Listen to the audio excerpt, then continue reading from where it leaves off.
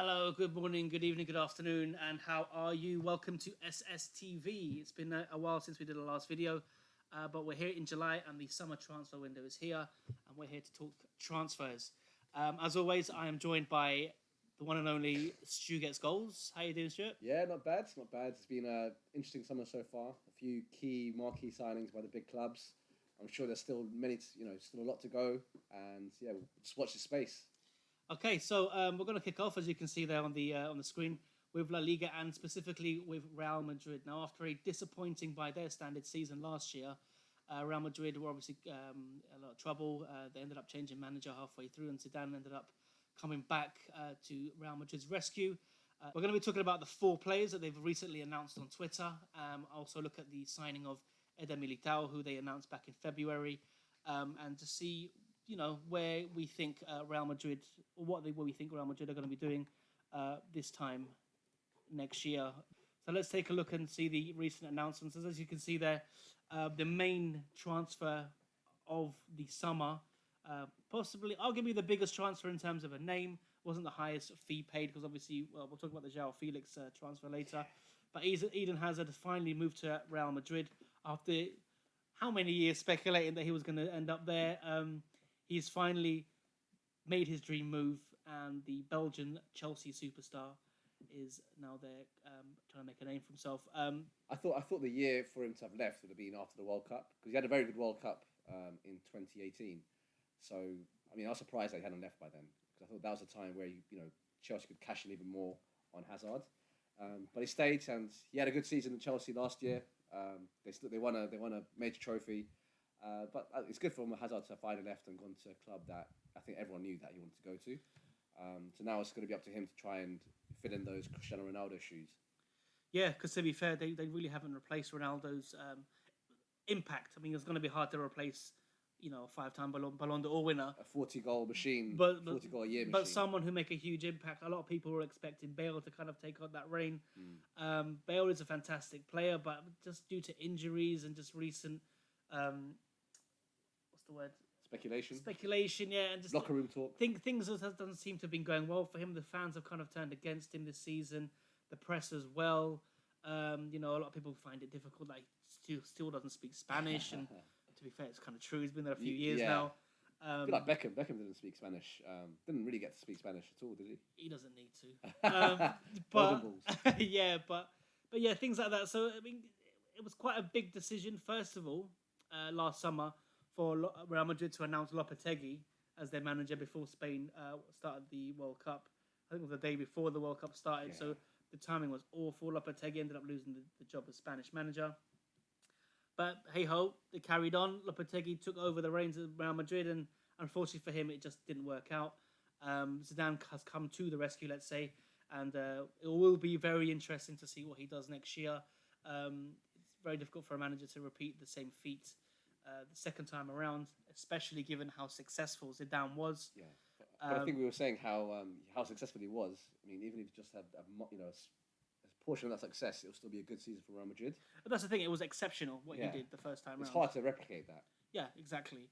Obviously, a lot of people will say, "Oh, it's Real Madrid." It's not like he did it with Forest Green and got them, Premier League champions.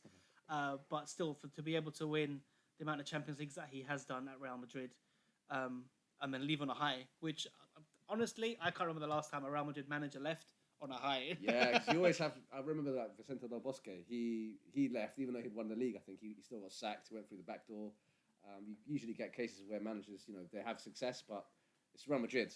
And for some reason, they have to keep renovating every year or two and have that the Galactico policy, transfer policy. It was really refreshing, actually, the fact that he did leave on those terms. I mean, to be fair, there's not much else he can do. He's won it, a few times, the Champions League. He won the league as well, and it was kind of a good time to him to back off, and it was good. It was kind of cool, in my opinion, anyway, to see that he left on his own terms. Kind of like how Sarri left Chelsea. Every manager at Chelsea gets sacked. Yeah, but Sarri was like, F you, I'm going off to Juventus. And you could blame him after some of those major events with Kepa, rebelling against his manager. As much as they're trying to hide it, saying that he didn't know that Sarri was trying to get him off, he still kind of said that, F this, I'm leaving. Yeah. But I think for this year, it'll be a different challenge for Zidane. obviously Atletico Madrid now have made real statement of intent with their signings. It's become more competitive. So I think it's going to be a lot harder to try and replicate that success for Zidane. And plus, without Ronaldo, it's always going to be harder. Yeah. So he'll face a tough task. And I think what you're seeing on screen here, these four screenshots of Real Madrid's Twitter of the four signings that they've confirmed this summer, that Zidane knows that the loss of Ronaldo is a bigger impact than what Madrid might have thought when he left. The fact that they need more players to replace the ones that they already have in the squad, who are always spoken highly of. They're always being linked to move to big clubs abroad. So it's not that they're bad players, but Zidane obviously sees the need to refresh his squad. You can see there, just to confirm, Hazard was bought for Chelsea for £88 million, a reported salary of £9.8 million net, so around about £188,000 per week now. So yeah, I mean, I'll be very intrigued to see how he does. One criticism I would have of Hazard is I wish he'd scored more goals. Yeah. I think he has the potential to do that.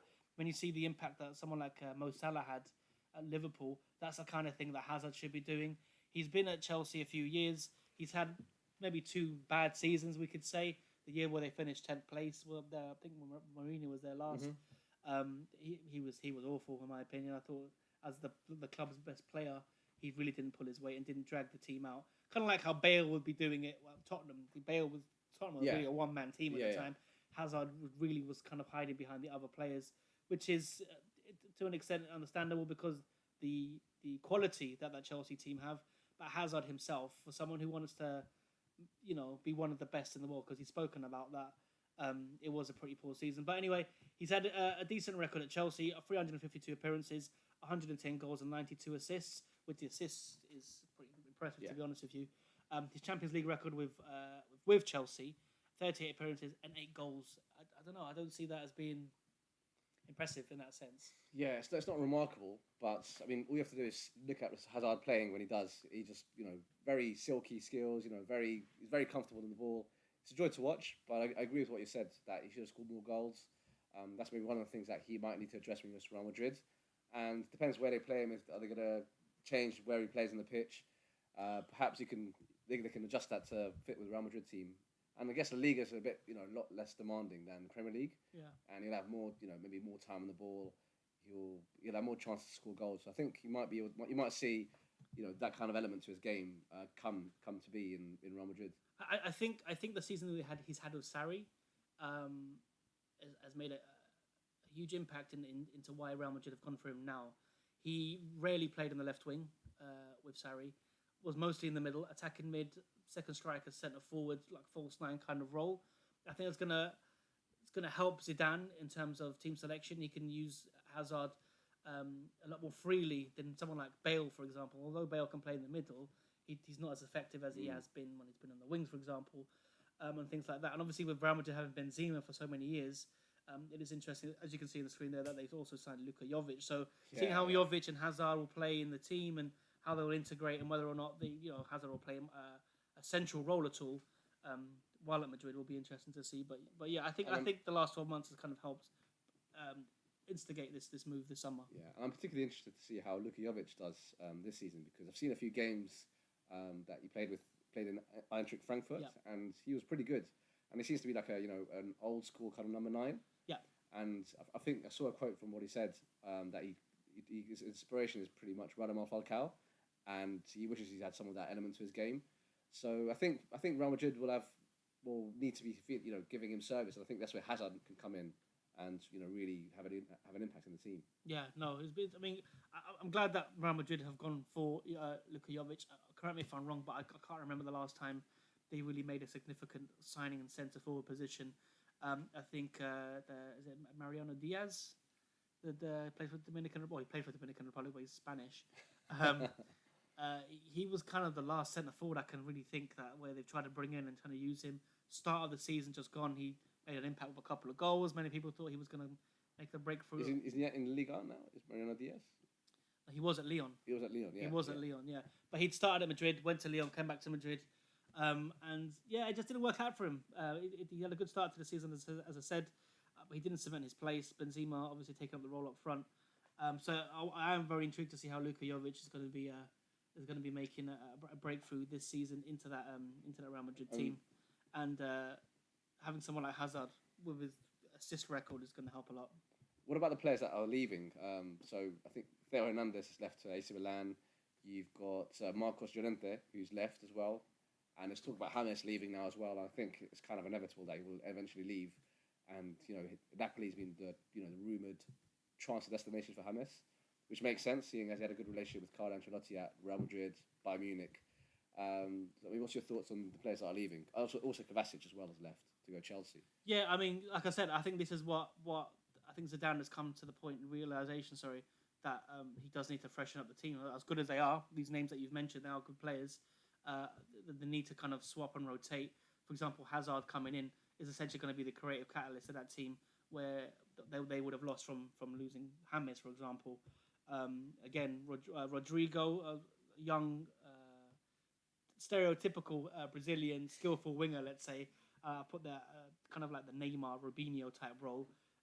They always admired players like that, and they'll have that in the team. How much of an impact he'll have next season, I do not know, but Hazard's introduction, as well as Jovic, is a statement of intent. And also looking to the future. I mean, if you're looking at Marcelo, he's no spring chicken. Bringing in Ferland, Mendy is going to make a big difference. He's had a very successful time with Lyon. And I think it's more of a case of get rid of the deadwoods, as good as they are, and bring in something fresh. And I think these particular players, Hazard, Rodrygo, Jovic, and Mendy, are the elite of the young players coming through, the best of the best, really.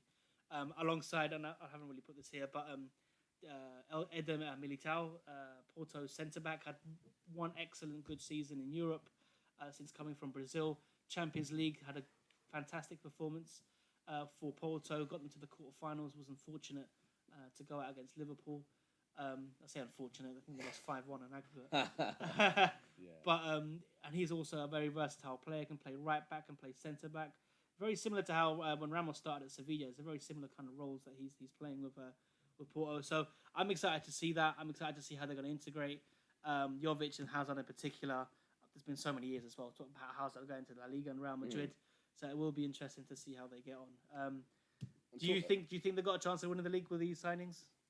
Can Barcelona be stopped? I mean, maybe it might be a case of too many players coming at the same time and just too much of a transfer influx. Just depends how they integrate and how Zidane manages that integration. Because Barcelona, I don't think have made too many changes apart from Frankie de Jong being one of the key signings. Messi is reaching that age where he's 31 now. Is he? Yeah. So I mean, he's still performing at the top level. So I'm trying to see how they're going to challenge Barcelona. But yeah, I mean, we have to just wait and see how they get on next season. If they can make that really good start. Yeah. But I wouldn't expect to see them performing at their true potential until maybe towards the end of this year or start of next year. Yeah.